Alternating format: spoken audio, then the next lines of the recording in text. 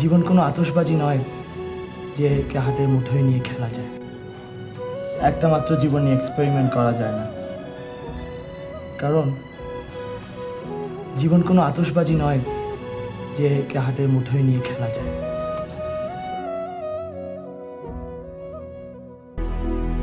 বাংলা চলচ্চিত্রের ইতিহাস যতদিন থাকবে ততদিন ডিয়ার সালমান শাহ আপনার নাম থাকবে।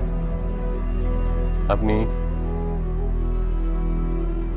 খুব চুপচাপ নীরবে এখানটায় থাকবেন।